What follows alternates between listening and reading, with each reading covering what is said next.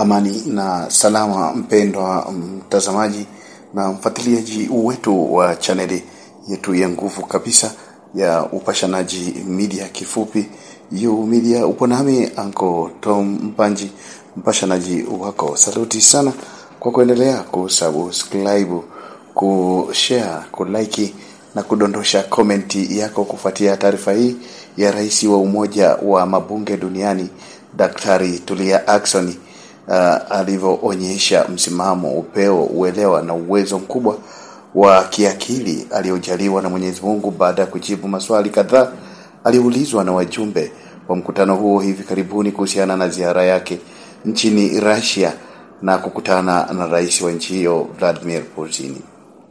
Wachambuzi wa masuala ya kisiasa na kidiplomasia wanazungumzia majibu ya Daktari Tulia yanaendelea kumbeba na kumpandisha chati katika medani za kimataifa katika nyanja mbalimbali kama ilivyotokea kwa viongozi mbalimbali wa Tanzania waliopita katika nyadhifa mbalimbali za kitaifa na kimataifa, hususan hayati baba wa taifa Mwalimu Julius Kambarage Nyerere na wengineo, hali iliyofanya Tanzania kuanza kusikika katika medani za kitaifa na kimataifa kwa muda mrefu.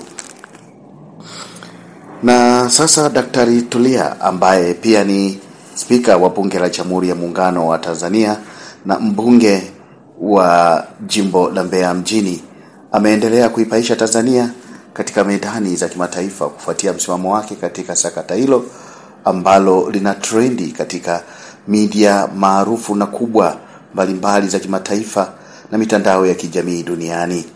Kabla ya kupata kile kilichojiri, ni kukumbusha umuhimu wa kusubscribe na kubofya kialama cha kengele mbele ya neno subscribe, kulike na kushare taarifa hii katika mitandao mingine ya kijamii.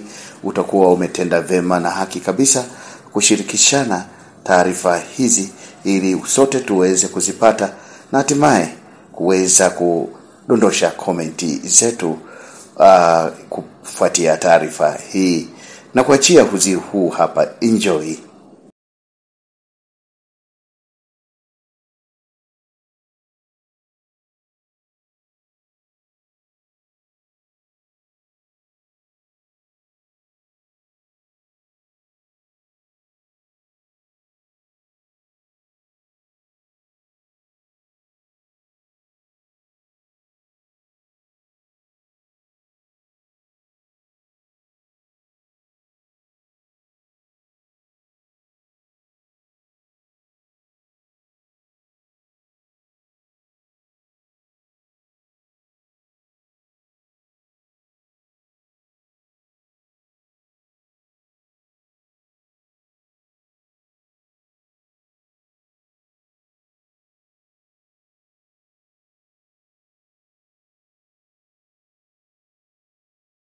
Madam President, I would like to ask you about your last trip to Russia.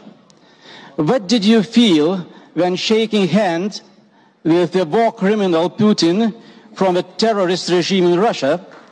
What especially mandated you, who especially mandated you to represent the IPU, and what benefit did this visit bring to democracy and not to Russian propaganda?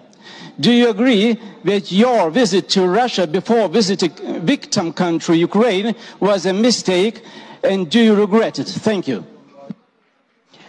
Lithuania asked specific questions. Who mandated you to visit Russia? Why not Ukraine first? The letters were sent out, dear colleagues. The letters were sent very explicitly. They explained, and if you need copies of those letters because they are not secrets, you can always have copies. Letters were sent to our counterparts in Ukraine. Letters were sent to our counterparts in Russia. My visit was to begin with Ukraine. Ukraine responded the dates that we were ready to visit them. Mr. Zelensky and Mr. Speaker would be in New York for the NATO meeting. Would I have stopped them? No. It wouldn't be wise. In any case, I don't have such powers. Now, because the meeting of BRICS was taking place, would I stop going to Russia because Ukraine is not ready to receive me because of time? No. Why? Because IPU stands for dialogue. IPU is talking about parliamentary diplomacy. And it is in that context that I did all that I did. And I thought I would be given a little credit for all the efforts that I've done, not to be crucified for things that I have not. You're asking here who mandated me.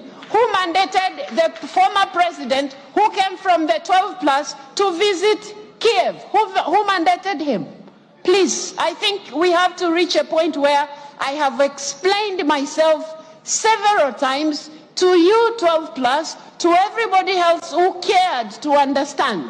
If you have a feeling like I went to Russia without going to Ukraine first, I have told you several times, letters were sent out. I wouldn't turn out my visit to Russia because I'm unable to reach Ukraine. You didn't ask me similar questions when I visited Israel, did you?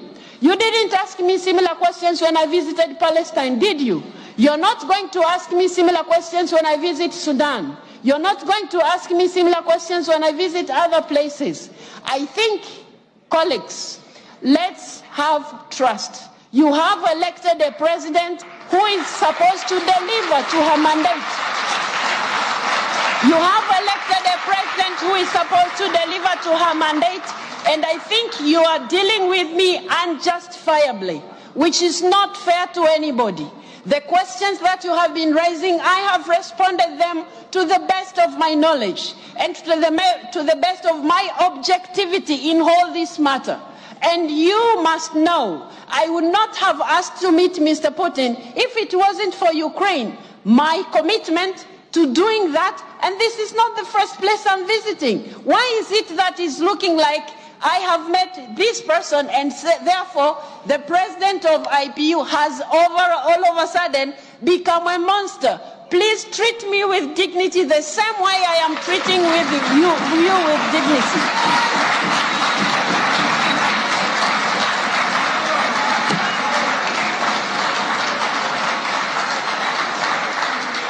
I will at all times advance parliamentary diplomacy.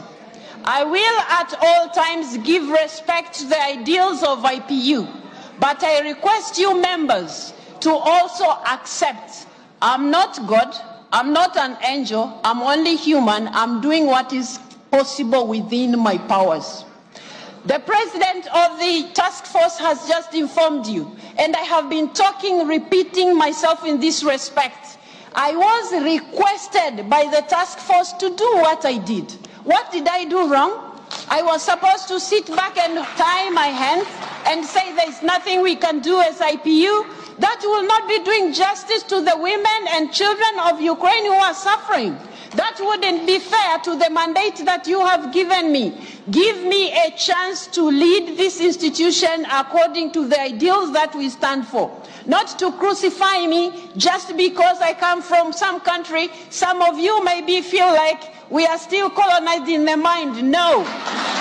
No, we are not. No, we are not. So please, let's respect each other.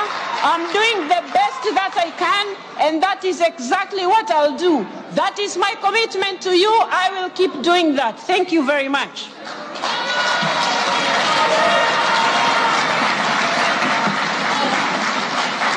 Barabara kabisa, mpendwa mtazamaji na mfuatiliaji wa chaneli yetu ya nguvu kabisa ya Upashanaji Media. Shukrani za pekee kwa kuendelea kusubscribe na kubofya kialama cha kengele mbele ya neno subscribe, kulike, kushare na kudondosha komenti yako kufuatia taarifa hii ambayo umeisikia. Kumbuka upo nami yako Tom Mpanji, mpashanaji wako. Sina la ziada. Asante, bye bye.